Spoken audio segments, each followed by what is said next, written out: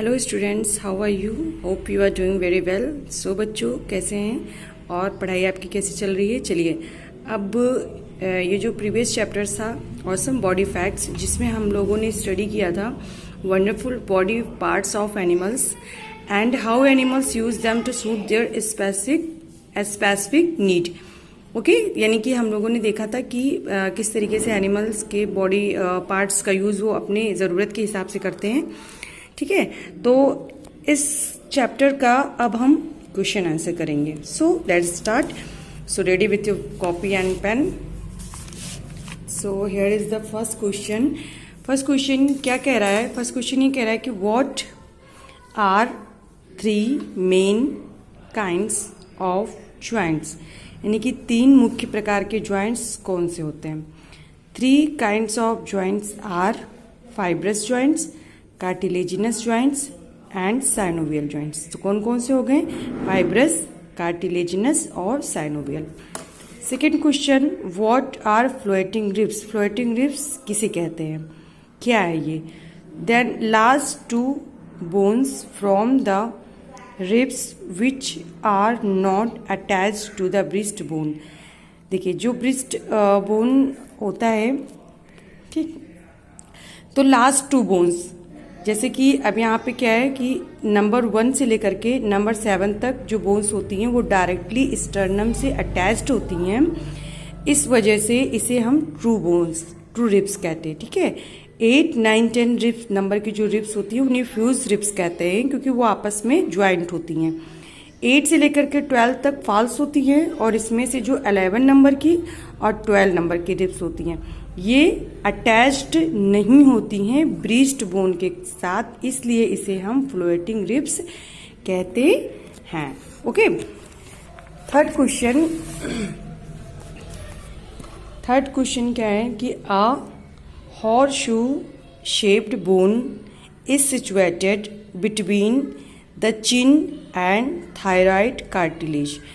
एक horseshoe shaped की bone होती है जो कि सिचुएटेड होती है किसके बीच में? चिन और थायराइड कार्टिलेज के बीच में। ठीक है, जो कि आपकी मिड लाइन, नेक के मिड लाइन में होता है। इस बोन का क्या नाम है? What is it known as? So it is known as hyoid bone. ठीक है, इसे हम हायोइड बोन के नाम से जानते हैं। फोर्थ क्वेश्चन है, what are the small finger like projection which line the small intestine called? जो हमारी स्मॉल इंटेस्टाइन होती है उसमें फिंगर लाइक प्रोजेक्शन होता है, यानी कि इस तरीके से उंगली के समान संरचना होती है, तो इसे हम क्या कहते हैं? थ्रू दिस प्रोजेक्शन, यानी कि इन प्रोजेक्शंस के का क्या काम होता है? The basic nutrient in the food are taken up the body, जो कि शरीर से जो स्मॉल इंटेस्टाइन जो होती है वो फूड का क्या करती है? न्यूट्रिशन को अब्जॉर्ब करती है। ठीक है, तो ये एब्जॉर्प्शन इसी स्ट्रक्चर्स के द्वारा होता है। ठीक है, और जो कि बॉडी के डिफरेंट पार्ट्स में ले जाते हैं। तो यहाँ पे जो स्मॉल इंटेस्टाइन होती है, ठीक है, तो स्मॉल इंटेस्टाइन के मेनली 3 पार्ट्स होते हैं। उसके अंदर की 3 लेयर होती है, और इस लेयर को हम क्या कहते हैं? ठीक है, ये आपका है जो स्मॉल इंटेस्टाइन होती है, इसमें 3 डिस्टिंग्विएबल इनटू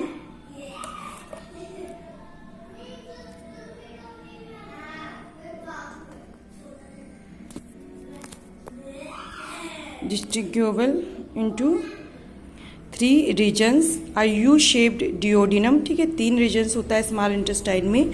एक ये होता है यू शेप्ड डिओडिनम होता है, लॉन्ग कॉइल्ड मिडिल पोर्शन होता है जिसे जेजुलम कहते हैं, और हाईली कॉइल्ड इलियम होता है। ठीक है, ये स्मॉल इंटेस्टाइन के मेनली क्या होते हैं? पार्ट्स होते हैं।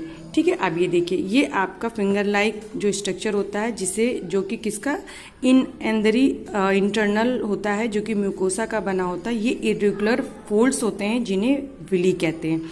ठीक है, माइक्रोस्कोपिक ये विली होता है। विली का काम क्या होता है? Villi are supplied with are nutritious and capillaries. तो विली के अंदर स्मॉल कैपिलरीज होती हैं, जो इसका काम होता है कि जो कि जो फूड स्मॉल इंटेस्टाइन जिस फूड को एब्जॉर्ब करती है, उसके फूड की न्यूट्रिशन को उसे बॉडी के डिफरेंट पार्ट्स को तक पहुंचाने का काम होता है। ओके, सो ये जो काम होता है तो ये इसका क्या नाम होता है, विली होता है। ओके, सो जो इसका क्वेश्चन का आंसर होगा, फोर्थ क्वेश्चन का answer, what are the small finger like projection which line small intestine called through these projection the basic nutrients in the food are taken up by the body, it is called villi. ठीक है, 5 question है।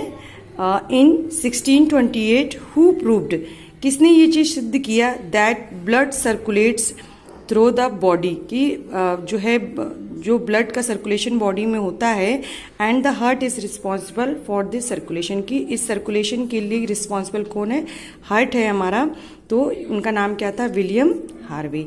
The last question is What are the branched projection present in neuron? Neurons जो होते हैं वो हमारे brain में होते हैं। ठीक है, इसका काम क्या होता है कि मैसेज जो भी कन्वे होता है बॉडी के डिफरेंट पार्ट से मैसेज को पहुंचाना, उसको मैसेज पहुंचाना, रिसीव करना और फिर इंस्ट्रक्शन देना। ठीक है, तो responsible for the electrochemical stimulation between nerve cells called. ठीक, तो यहाँ पे चलिए यस, ये स्ट्रक्चर है किसका, एक न्यूरॉन का। ये एक न्यूरॉन सेल होती है। ठीक है, न्यूरॉन सेल के बीच में ये क्या होता है, न्यूक्लियस होता है। अब जो मैसेज होता है वो यहाँ से कन्वे होता है। ठीक है, यहाँ पे एक केमिकल, इलेक्ट्रोकेमिकल स्टिमुलेशन क्रिएट होता है जो कि मैसेज को पहुंचाने का काम करता है। ठीक है, अब यहाँ पे जब ये मैसेज यहाँ पे पहुंचता है तो फिर इसके थ्रू, नर्व सेल्स के थ्रू ये यहाँ पे जाता है। ठीक, और फिर ये यहाँ तक पहुँचता है। लेकिन जो रिसीव करने का काम होता है मैसेज को, तो ये रिसीव किसके थ्रू होता है, ये जो पोर्शन होता है। ठीक, ये जो पोर्शन, इसे हम कहते हैं डेंड्राइट्स। डेंड्राइट्स होते हैं, ये मैसेज को रिसीव करने का काम करते हैं। ठीक, तो ये जो आपका क्वेश्चन है, क्वेश्चन क्या कह रहा है कि व्हाट आर ब्रांच प्रोजेक्शन, कि ये जो ब्रांच यानी जो शाखा नुमा प्रोजेक्शन होता है किसके अंदर, न्यूरॉन के अंदर। ठीक है, responsible for the electrochemical stimulation, यानी कि जो मैसेज कन्वे होता है किसके थ्रू होता है, एक इलेक्ट्रोकेमिकल स्टिमुलेशन के थ्रू होता है। और ये स्टिमुलेशन कैसे जनरेट होता है, एक केमिकल रिएक्शन होता है बॉडी के अंदर। ठीक है, जिसके थ्रू ये स्टिमुलेशन जनरेट होता है और ये नर्व सेल्स के बीच में होता है। अब ये डेंड्राइट्स जहाँ पे वो होती है तो ये ज्वाइंट होती है, यानी कि दूसरी यहाँ से नर्व सेल्स इस तरीके से ये नर्व सेल्स यहाँ पे ऐसे ज्वाइंट होती हैं और फिर ये इस ज्वाइंट ऐसे करके, ठीक है, और इस तरीके से यहाँ पे जाकर के फिर डेंड्राइट्स बने होते हैं। तो ये इससे ज्वाइंट होता है। ठीक है, और इस तरीके से मैसेज पूरा पास करता है। तो ये जो स्ट्रक्चर होता है इसका नाम क्या है, इसका नाम है डेंड्राइट्स।